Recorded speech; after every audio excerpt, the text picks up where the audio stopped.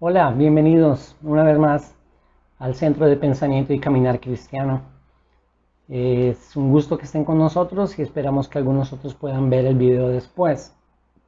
Hemos gastado 2 sesiones, las sesiones pasadas, hablando del por qué creemos lo que creemos.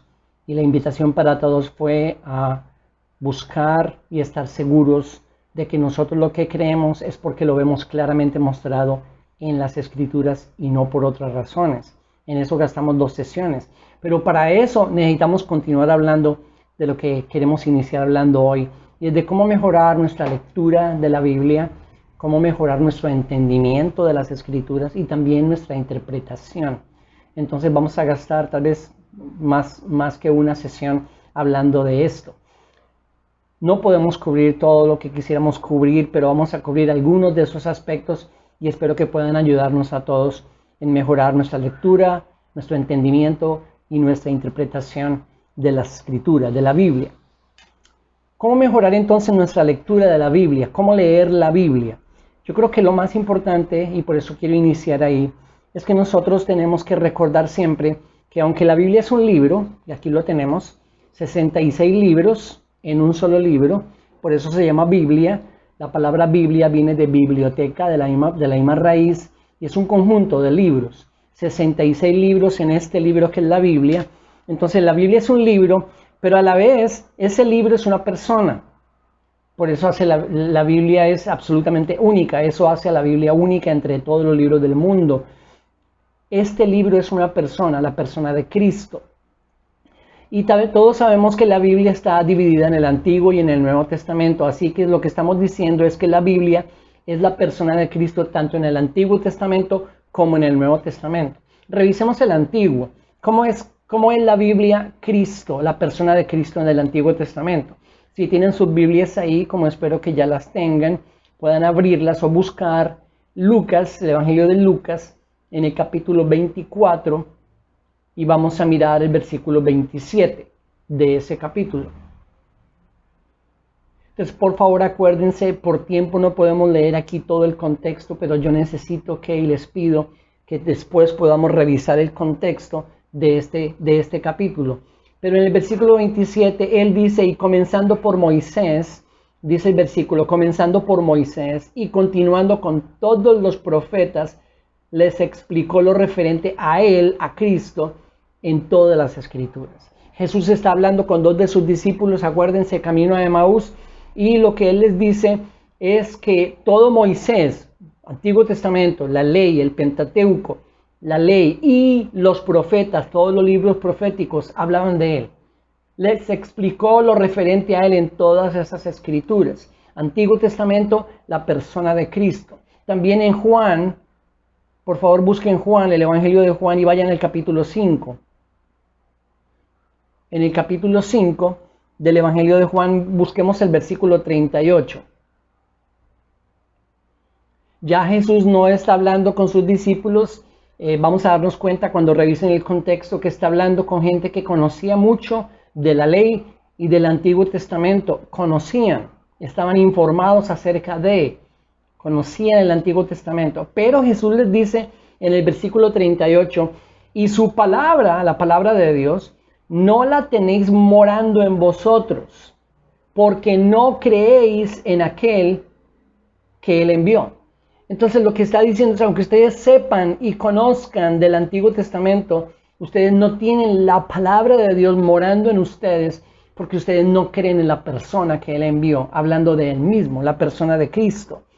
Versículo 39 dice, examináis las Escrituras, porque vosotros pensáis que en ellas tenéis vida eterna, y ellas son las que dan testimonio de mí. Una vez más, Antiguo Testamento. ¿De quién dan testimonio las Escrituras del Antiguo Testamento? De Cristo, de la persona de Cristo, de Jesús. Versículo 40, y no queréis venir a mí para que tengáis vida. Entonces, en otras palabras, no podemos separar el libro de la persona de Cristo. Este libro es una persona en el Antiguo Testamento y ahora vamos al Nuevo. Cuando llegamos al Nuevo Testamento tenemos 4 evangelios hablando de la misma persona. ¿Por qué 4? Diferentes perspectivas acerca de la misma persona, de la vida, de la obra, del ministerio, de la muerte y de la resurrección de Cristo Jesús. Los 4 evangelios, Mateo, Marcos, Lucas y Juan, diferentes perspectivas de la misma persona. Entonces los evangelios, y luego encontramos todas estas cartas en el Nuevo Testamento, y las cartas no se enfocan en hacer un recuento de los evangelios, sino que se enfocan en explicar teológicamente el significado de esa vida de Jesús, el significado de ese ministerio, el significado de esa muerte, el significado de esa resurrección. Esto es maravilloso, cómo tenemos los evangelios contándonos y narrándonos la vida de Cristo, y luego las cartas haciendo énfasis en la explicación teológica de esa vida, de esa muerte y de esa resurrección. Veamos algunos ejemplos. Y yo voy a simplemente nombrar los versos porque no vamos a examinarlos ahora, pero yo quiero que los anoten y los revisen después. El Nuevo Testamento en las cartas nos habla, por ejemplo, de la preexistencia de Cristo. La preexistencia de Cristo, porque cuando hablamos de este Jesús que estuvo aquí entre nosotros, sabemos que Él es Dios y que por supuesto no tiene principio ni fin. Nos habla de la preexistencia. ¿Dónde? Segunda de Corintios capítulo 8, versículo 9. Anótenlo, 2 Corintios 8, 9. Filipenses capítulo 2, versículo 6. Filipenses 2, 6. Colosenses 1, 15 y 16. Colosenses 1, 15 y 16. Ahí vamos a encontrar, por ejemplo, en Filipenses, existía en forma de Dios, hablándonos de la persona de Cristo.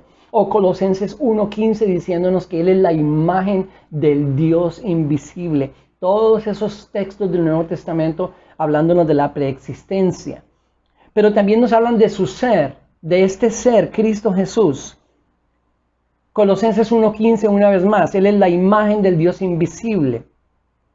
Y Filipenses 2:6 hablándonos de cómo Él existía en forma de Dios. Ya los teníamos ahí, pero para que puedan ver ustedes que no solamente no habla de la preexistencia, pero también de este ser, de la imagen de Dios en Cristo.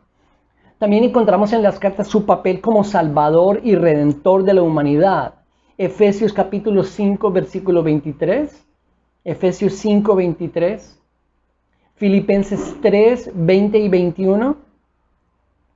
Y Primera de Juan 4, 14.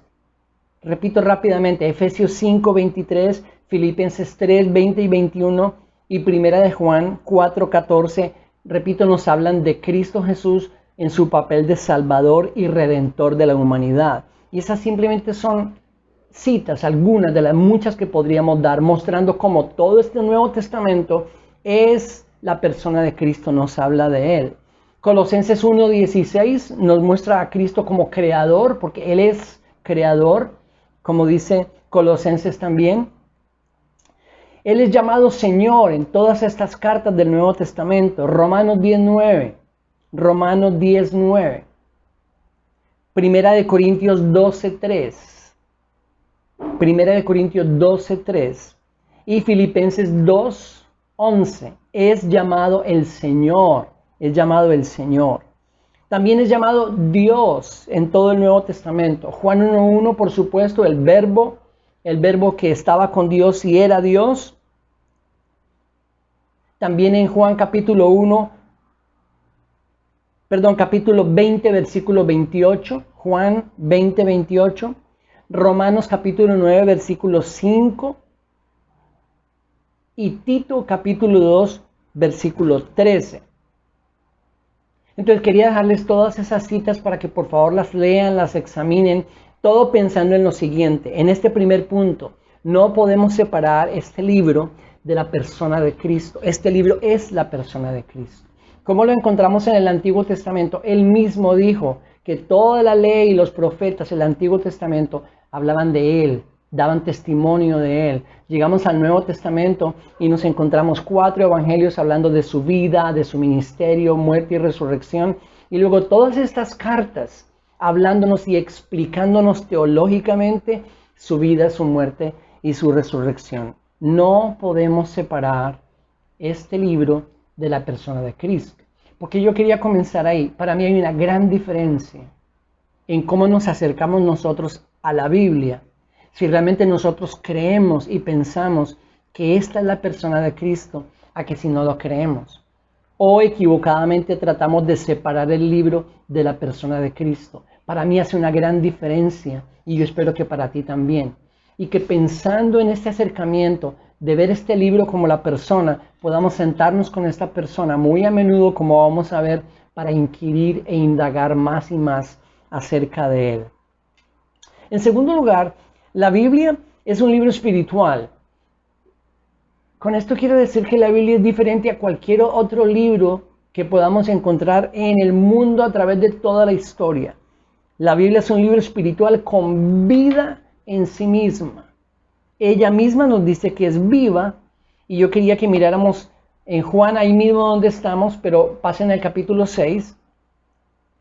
Juan capítulo 6 y vamos a mirar el verso 63 de ese capítulo. Estamos hablando de la Biblia como un libro espiritual, un libro diferente, único, que tiene vida en sí misma. Juan 6, 63. Cristo dice, el Espíritu es el que da vida. La carne para nada aprovecha. Las palabras que yo os he hablado son espíritu y son vida. Las palabras que yo os he hablado, esta su palabra, que ahora la tenemos nosotros completa, esta su palabra, son vida para nosotros y alimentan nuestro espíritu. Nuestro espíritu. Nosotros creemos, por lo que la Biblia enseña, que nosotros estamos compuestos no solamente de cuerpo, pero también de alma y de espíritu. Y el único libro que para mí puede alimentar y nutrir nuestro espíritu es la palabra de Dios.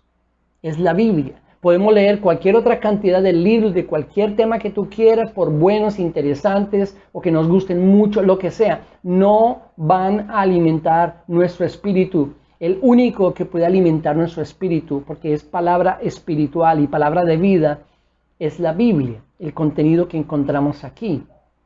Acordémonos también que el mismo Jesús citó, cuando fue tentado en el Nuevo Testamento, él citó un versículo de Deuteronomio en el capítulo 8, en el versículo 3, y ese versículo dice que no solo de pan vivirá el hombre, sino de toda palabra que sale de la boca de Dios. Entonces, ¿cuál es la parte del hombre que puede sobrevivir comiendo pan? El cuerpo. Pero, ¿y el alma y el espíritu? El espíritu del hombre, ¿qué nutre nuestro espíritu? ¿Qué nos alimenta? Este libro, que es palabra viva, que es palabra eficaz, que son palabras de vida espiritual, como el mismo Jesús nos dice en Juan capítulo 6, en el versículo 63, el espíritu es el que da vida, la carne para nada aprovecha. Las palabras que yo os he hablado son espíritu y son vida. Entonces, quería iniciar por ahí porque quiero que todo esto nos ayude en nuestro acercamiento hacia las Escrituras. El ver este libro como una persona y entender que este libro es el único que alimenta nuestro espíritu, que alimenta todo nuestro ser. Que no solo de pan podemos vivir, necesitamos alimentar nuestro espíritu y la Biblia es ese alimento. Ahora, nosotros creemos que por supuesto, es el libro de Dios, es el libro de Dios para nosotros, pero no estamos hablando de la tinta o del papel. Nosotros no veneramos la tinta o el papel. Lo que nosotros queremos es el contenido, el que es la palabra de Dios para nosotros. Porque muchas veces uno, aún entre muchos cristianos, se encuentra que muchas veces se toma este libro, el papel y la tinta, como amuleto. Entonces se cree que llevarlo debajo del brazo todo el tiempo nos va a dar cierta clase de protección. O tenemos mucho más cuidado con este libro que con cualquier otro porque no podemos estropearlo o tirarlo. Pues yo no creo que vamos a tirar ningún libro. Pero no por el hecho de que haya algo mágico en la Biblia como libro, como papel y tinta. Por supuesto que no.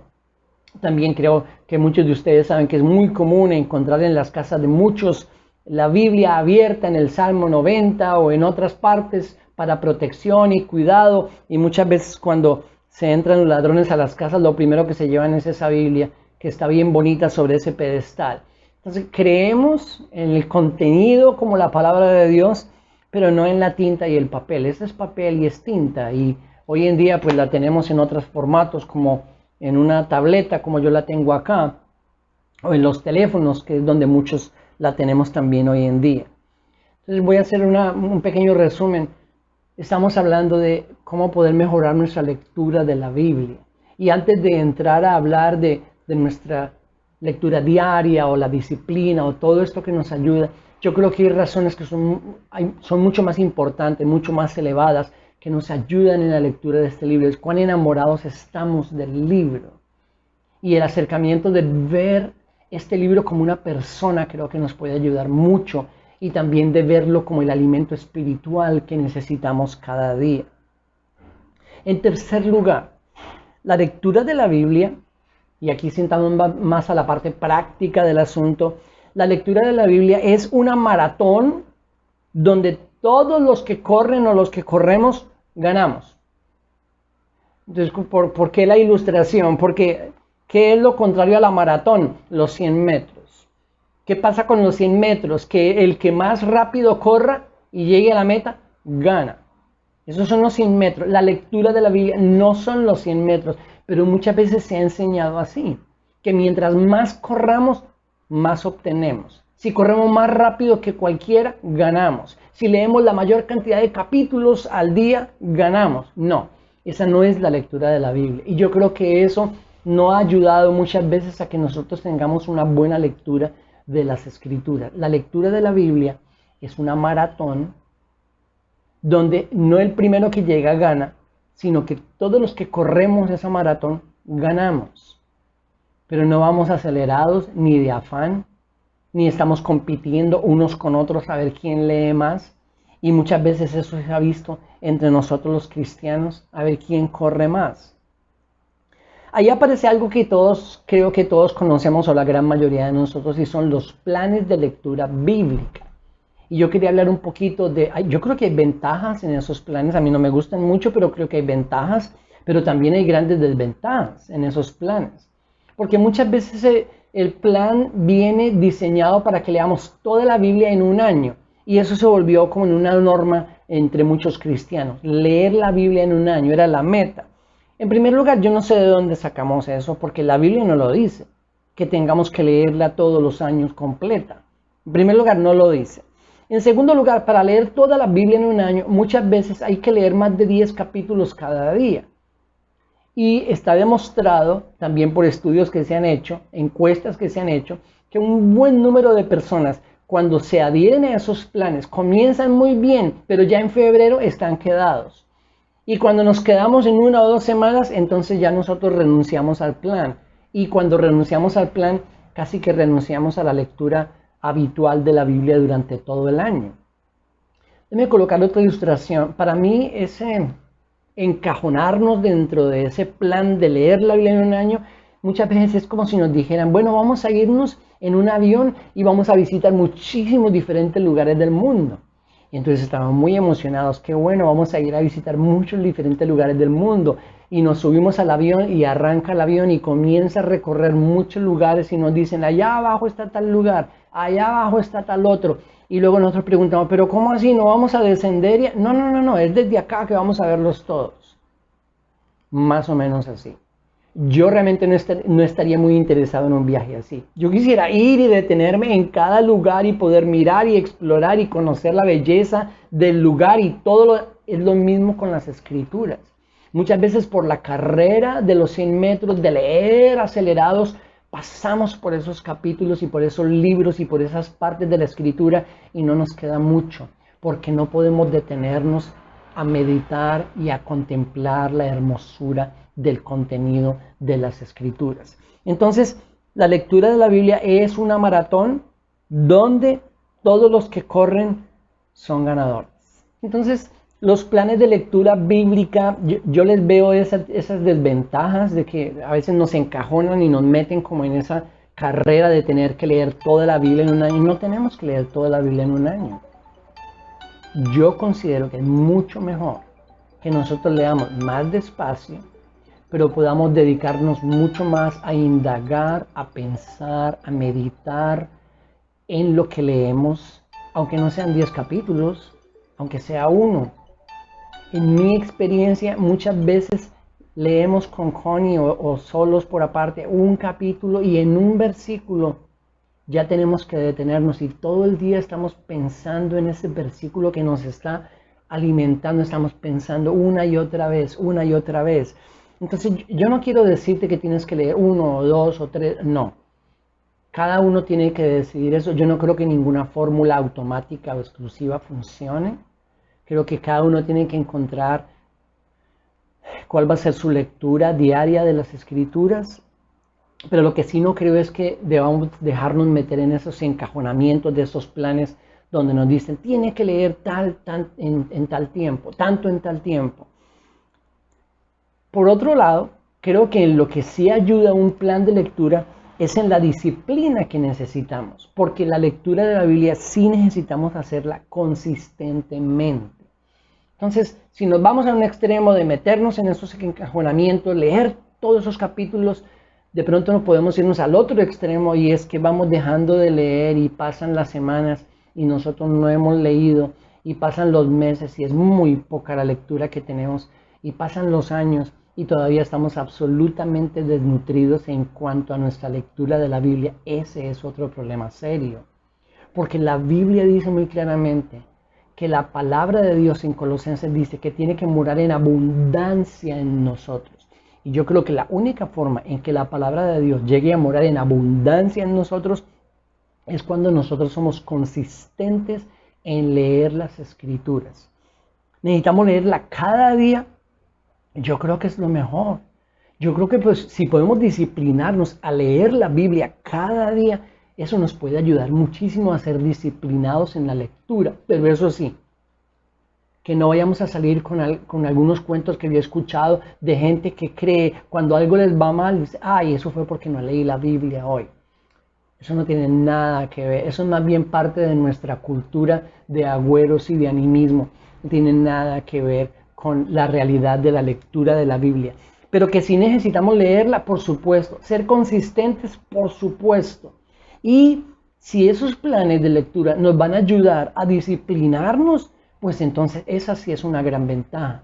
Porque la otra verdad es que muchos de nosotros no somos buenos lectores por naturaleza. No somos, me incluyo. Hay gente que por naturaleza es muy, muy buena lectora. Estaba revisando esta semana algunas estadísticas y estudios. Y bueno, si nos comparamos en todos los países latinoamericanos o en la gran mayoría con países en otras regiones del mundo como Europa, realmente nosotros salimos perdiendo, leemos mucho menos. Creo que hay 1 o 2 países en América Latina donde el promedio pasa de 4, pero la gran mayoría de países latinoamericanos el promedio no pasa de 2 libros por persona al año. Es decir, que en promedio una persona no lee 2 libros al año. Entonces, la verdad es que nosotros en nuestro contexto latinoamericano, si me están escuchando personas de otros lugares, estoy hablando del contexto latinoamericano, muchos de nosotros no somos buenos lectores por naturaleza y eso no nos ayuda. Eso no nos ayuda si queremos leer la Biblia consistentemente. Si para lograr esa disciplina que necesitamos, en poder leer la Biblia consistentemente, esos planes nos ayudan, perfecto. Perfecto, si nos ayudan a disciplinarnos, a leer la Biblia habitualmente y con consistencia. Otra cosa que yo creo que nos ayuda mucho en la disciplina es esto. Si nosotros escogemos un tiempo y un lugar para leer la Biblia. Un tiempo del día me refiero. Y ese tiempo tú lo escoges. Tú lo escoges en la mañana, en la madrugada, a mediodía, en la tarde. Depende de tu estilo de vida, de tus ocupaciones, de tu trabajo, etc. Un tiempo específico y un lugar nos ayudan mucho a lograr esa disciplina necesaria para leer habitualmente y consistentemente la Biblia. Si digo a tal hora en la mañana yo voy a sentarme, por ejemplo, con café o con lo que tú tomes y a esa hora mientras me tomo eso o mientras hago esto voy a leer la Biblia, entonces eso nos ayuda a lograr esa disciplina diaria porque ya sabemos que a esa hora vamos a estar en tal lugar leyendo las Escrituras. Pero si nosotros decimos, no importa, a cualquier hora que yo pueda, en cualquier lugar, lo más seguro es que nuestra lectura de la Biblia no va a ser habitual, no va a ser consistente y vamos a estar desnutridos a la hora de hablar, de leer las Escrituras consistentemente. Tiempo, un lugar específico nos ayuda. Si hay algún plan de lectura que te ayude en eso, perfecto, pero necesitamos lograr y luchar por disciplinarnos en ser buenos lectores de las Escrituras. Cuarto, la mayoría de nosotros, si hablamos de la lectura que nosotros tenemos de la Biblia a través de los años, por ejemplo, en nuestras vidas cristianas, de pronto hay algunos cuya consistencia de leer la Biblia sea así, siempre en el mismo nivel y siempre arriba, pero de pronto algunos pocos. Para la gran mayoría de nosotros es más bien como un tobogán. ¿Saben cuál es el tobogán? En donde uno se lanza y uno sube y vuelve y baja, o la montaña rusa y sube y baja, y todos tenemos tiempos. Yo los he tenido durante toda mi vida cristiana, donde unas veces estoy acá, pero otras veces estoy acá y luego tengo que volver a subir.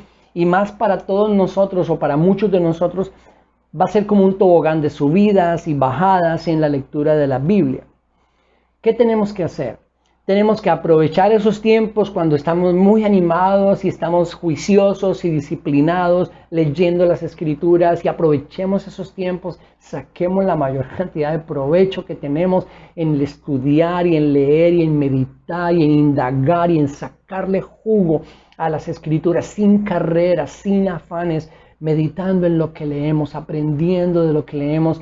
Más adelante, cuando entremos a entender las Escrituras e interpretarlas, vamos a regresar más acá. Pero por ahora, acordémonos que para muchos de nosotros, o la mayoría, no va a ser siempre así, va a ser un subir y bajar. Cuando estemos arriba, aprovechemos, pero cuando estemos abajo, cuando lleguen esos tiempos donde ya no queremos mucho y nos cuesta más la disciplina y comenzamos a perder un poquito ese ritmo, ¿qué vamos a hacer en esos tiempos de bajada? Necesitamos ser creativos. Necesitamos intentar diferentes cosas que nos ayuden a volver a animarnos a tomar ese ritmo. Como que, por ejemplo, cambiar de versión, leer una nueva versión de las Escrituras, una versión que sea buena, que sea sana, pero hay diferentes versiones. De pronto cambiar la versión de las Escrituras nos va a animar otra vez, nos va a dar otro empuje, un aire nuevo para seguir leyendo. O de pronto leer con alguien más. A mí me ayuda muchísimo leer con Connie, mi esposa. Me ayuda muchísimo que nos sentemos cuando tenemos el tiempo los dos y leamos juntos. Eso me ayuda mucho. Entonces, de pronto en un tiempo así, te va a ayudar el que leas la Biblia con alguien más, con otra persona, con tu esposa o tu esposo, tus hijos o con alguien más. De pronto te adhieres a un nuevo estudio bíblico, a un grupo pequeño, a un grupo virtual o a un grupo presencial cuando pase todo esto de la cuarentena. De pronto te ayuda no leer, pero escuchar. Hay muchas Biblias en audio, en el internet, que uno puede escuchar la Biblia en lugar de leerla. Cualquiera de esas cosas, tenemos que ser creativos. Lo que no podemos hacer es cuando estemos en un tiempo bajo, donde no estamos leyendo mucho, donde no estamos indagando mucho, no estamos alimentándonos, nos quedemos ahí y dejemos que el tiempo pase.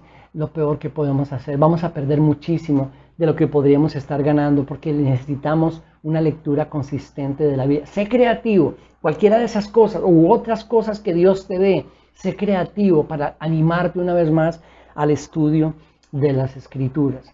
Todo esto tiene que ver con la lectura. Necesitamos volvernos buenos lectores consistentes de la Biblia. Ahora, ¿cómo la entendemos? ¿Cómo entendemos mejor lo que leemos? Ya no hablando tanto de leer, pero de entender.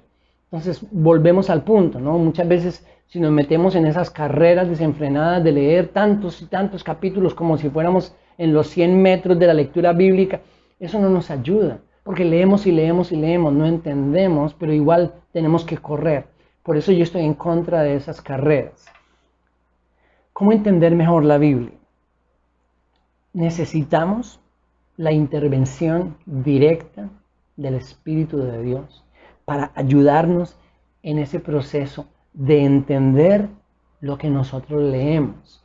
Ese proceso, esa ayuda del Espíritu Santo, se conoce en términos teológicos como la iluminación. La iluminación. Entonces sí, es como si estamos tratando de leer a oscuras y no vemos bien y no podemos entender y de pronto se prende la luz. Oh, ahora sí veo, ahora sí entiendo. Ese es el proceso del Espíritu de Dios que llamamos iluminación. Pero déjenme iniciar por hacer una diferencia que es muy importante entre esta palabra iluminación y otra palabra muy especial que es la palabra revelación. Porque la palabra revelación significa lo siguiente, significa quitar el velo, descubrir lo que estaba oculto, dejarnos ver lo que no podíamos ver. Eso es revelar, revelar. Y resulta que cuando hablamos de pronto muy técnicamente en los términos teológicos de esa palabra revelar, estamos hablando de la palabra de Dios que nos fue revelada. Pero esta revelación ya está completa, ya terminó. Dios ya nos reveló lo que Él iba a revelarnos acerca de Él mismo y de su plan con la humanidad. Ya está aquí. Y nosotros creemos que en estos 66 libros que tenemos, ya la revelación está completa. Entonces, puede que muchas veces cuando usamos esa palabra revelación, realmente no estemos hablando de añadirle a la Biblia, pero muchas veces sí. Hay gente que la usa y la usa inapropiadamente. Entonces, es mejor no hablar de nuevas revelaciones, porque ya está completa. Ya Dios no nos va a revelar nada más. Y yo sé que es muy común entre nosotros y en las iglesias hablar de revelaciones, revelaciones, y Dios me reveló y Dios me reveló. Lo que yo creo es que Dios ya nos reveló y aquí está su revelación. Lo que necesitamos ahora es ayuda para entender esta revelación. Y esa ayuda del Espíritu Santo es lo que nosotros llamamos la iluminación. Voy a darles un ejemplo. Hace muchísimos años alguien me prestó, en la época de los cassettes, sí, yo soy de esa época y aún de antes, me prestaron un cassette donde alguien estaba predicando. Y cuando yo fui a escuchar el cassette, puse el cassette y lo primero que esta persona dijo es, nosotros, hablando de su ministerio, del grupo donde él estaba, nosotros hemos recibido una revelación que va más allá de la Biblia. Pare, no seguí escuchándolo, no necesitaba escuchar más. No hay ninguna revelación que vaya más allá de la que ya nos fue dada, que está completa, a la cual no se le debe ni se le puede añadir. Entonces tengamos cuidado cuando hablamos de revelar, revelar. Dios me reveló, Dios me reveló. Lo que Dios nos quería revelar ya nos lo reveló. Lo que estaba escondido ya nos lo mostró en las Escrituras. Lo que está haciendo el Espíritu de Dios que mora en nosotros hoy en día es iluminándonos. Lo primero en cómo poder entender mejor la Biblia es que necesitamos entender que cada que nosotros nos acercamos a este libro, necesitamos la ayuda ya prometida en Juan por Cristo. Digo, el Espíritu os guiará a toda verdad. Necesitamos la ayuda del Espíritu Santo y ese proceso, esa obra la llamamos iluminación. ¿Qué hace esa iluminación? Repito, es la obra del Espíritu en nosotros que nos permite o nos capacita para entender y amar la revelación. Aquí está la revelación que nos ha sido dada en el texto bíblico. Entonces, la revelación nos fue dada en el texto bíblico y ahora necesitamos la ayuda del Espíritu Santo para entender. Y cada que nos acerquemos acá, necesitamos confiar en esa ayuda del Espíritu Santo. Que si debemos orar, claro que sí, podemos orar cada que leamos la Escritura, pero más que de pronto hacer una oración, está en el reconocer y confiar que necesitamos una ayuda que es mucho más allá de nuestra capacidad limitada humana, que es la ayuda del Espíritu Santo que nos ilumine para poder entender las Escrituras. Sin la ayuda del Espíritu Santo, nos es imposible a nosotros entender las cosas de Dios. Eso dice Primera de Corintios, búsquenlo ahí por favor. Primera de Corintios en el Nuevo Testamento, en el capítulo 2, Primera de Corintios 2, versículo 14. Primera de Corintios 2, 14. Dice, pero el hombre natural sin el Espíritu de Dios. El hombre natural. no acepta las cosas del Espíritu de Dios porque para él son necedad y no las puede entender porque se disciernen espiritualmente. Desde antes de convertirnos, lo mencioné en una de mis sesiones pasadas, solo quiero recalcarlo ahora. ¿Cuál es ese proceso de conversión? ¿Quién inicia ese proceso? El Espíritu de Dios en nosotros. Yo nunca inicié ese proceso. Tú tampoco. No podemos. Fue Él el que inició ese proceso en nosotros de regenerarnos, de permitirnos, de darnos esa capacidad de entender lo que no podíamos entender, de abrir nuestros ojos cuando estaban cerrados, de darnos vida cuando estábamos muertos, y entonces nos dio esa oportunidad de abrazar el Evangelio. En la lectura de la Biblia, el único que puede ayudarnos a entender estas cosas espirituales es el Espíritu de Dios. Así que siempre recordemos eso cuando nos acerquemos a las Escrituras. Y creo que tengo tiempo para una cosa más y luego vamos a parar y continuamos en la próxima sesión, que va a ser el jueves a las 8 de la noche, hora de Colombia. 8 de la noche, hora de Colombia, y todavía en el tiempo central de los Estados Unidos y en México, es la misma hora. Y luego las 9 de la noche sería para la parte del este de los Estados Unidos, serían las 9 de la noche. El jueves, continuamos. Pero terminemos con esto. Estamos hablando de cómo poder entender mejor la Biblia. Ya dijimos que necesitamos ineludiblemente la ayuda del Espíritu Santo, que mora en nosotros. Eso es lo maravilloso. Ya mora en nosotros, ahí está siempre.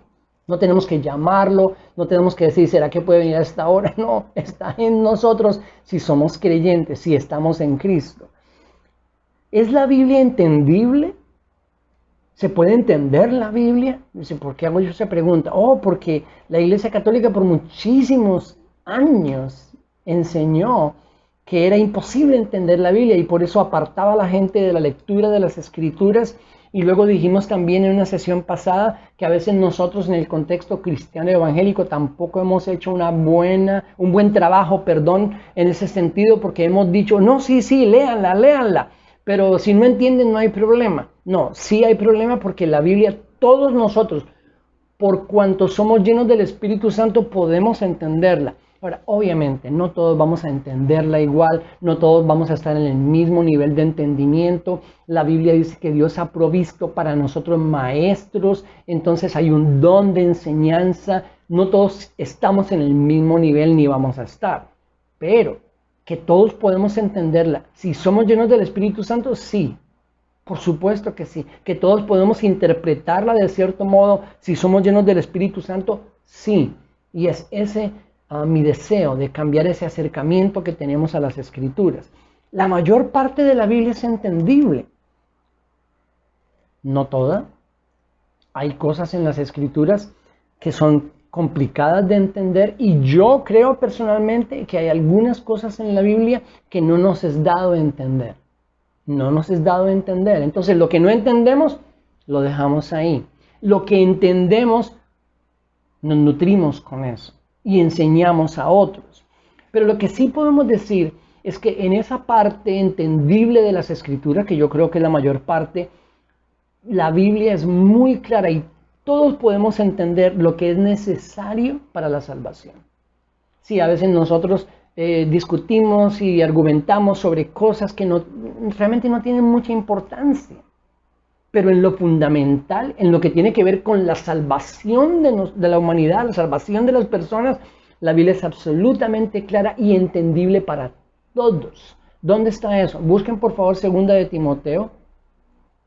Segunda de Timoteo, capítulo 3, un verso o una porción muy conocida de las Escrituras. Y quiero que nos quedemos ahí un momentito y con esto terminamos. Segunda de Timoteo, capítulo 3, versículo 15. Versículo 15. Dice Pablo a Timoteo, y que desde la niñez, qué privilegio el de Timoteo, desde la niñez has sabido las sagradas Escrituras, las cuales te pueden dar la sabiduría que lleva a la salvación. Lo que lleva a la salvación, ahí está, y todo lo podemos entender, porque es mediante la fe en Cristo Jesús. ¿Qué necesitamos entender para la salvación? Lo que la Biblia nos dice, y es que esa salvación solo podemos encontrarla por la fe en Cristo Jesús y en su obra por nosotros. Entonces, lo que tiene que ver con la salvación está en la Biblia, es claro, no hay nada que argumentar ni que buscarle al respecto, es claro, es entendible y es para todos y todos podemos entenderlo. La salvación que es en Cristo Jesús. Entonces, versículo 16 dice, toda la escritura es inspirada por Dios y útil para enseñar, para reprender, para corregir, para instruir en justicia. Yo estoy leyendo en la versión de las Américas, de pronto hay algunas palabras similares ahí en sus otras Biblias, pero la escritura es inspirada por Dios toda. Cuando Pablo escribió esto, ¿qué existía de las escrituras? El Antiguo Testamento, todavía no existía el Nuevo, pero hoy en día nosotros creemos que está completa y toda ella es inspirada por Dios, estos 66 libros. Y son útiles todos esos libros, toda la escritura, dice aquí 4 cosas: enseñar, reprender, corregir e instruir en justicia. 4 cosas. Y yo quiero enmarcarlo o ponerlo desde esa perspectiva. Es útil para esas 4 cosas. La primera palabra enseñar es la palabra griega didaskalia, y esa palabra habla de doctrina, de instrucción, de la enseñanza. Entonces, todos nosotros podemos llegar a la Biblia y encontrar que es útil para nosotros, para que nos enseñe, para que nos muestre la doctrina, para que nos dé la enseñanza. Didaskalia, esa es la palabra en griego que se usa aquí cuando habla de enseñar. La segunda, reprender. Resulta que esa palabra reprender en el griego es elekos o elekos, y habla de una prueba o de una medida con lo que otras cosas pueden ser probadas.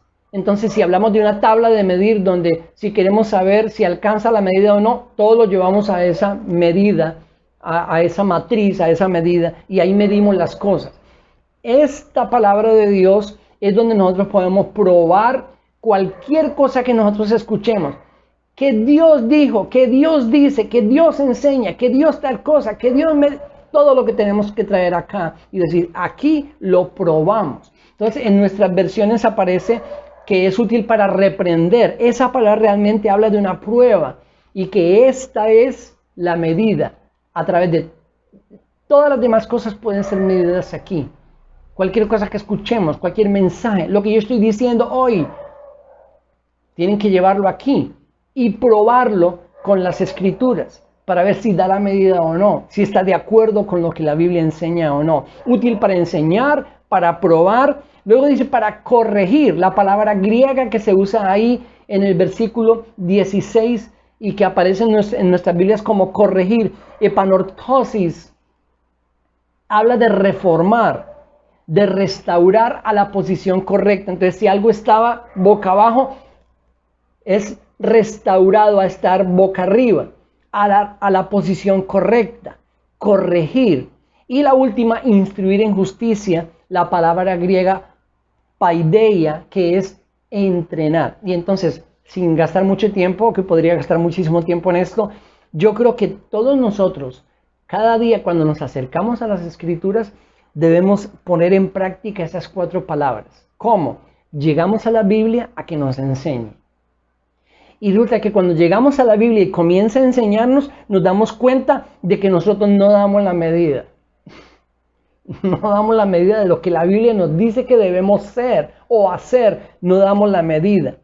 Y luego, ella misma comienza a corregirnos en nuestro comportamiento, patrón de vida, forma de pensar. Nos corrige. Epanortosis nos corrige.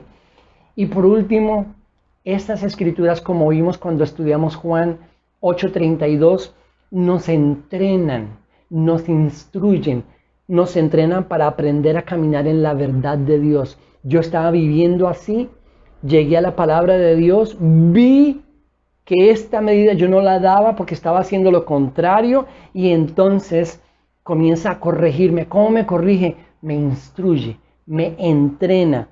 La última palabra, paideia, me entrena para caminar en la verdad. Ese entrenamiento, esa nueva forma de vida, ¿se da de un momento a otro? No, es un proceso de vida en el cual todos nosotros estamos. Así que no olviden esas 4 palabras de 2 de Timoteo 3, versículo 16. La Biblia es útil para esas 4 cosas y todos debemos utilizarla cada día, continuamente, para estos 4 propósitos. Un gusto, bendiciones, un abrazo. Nos vemos el jueves.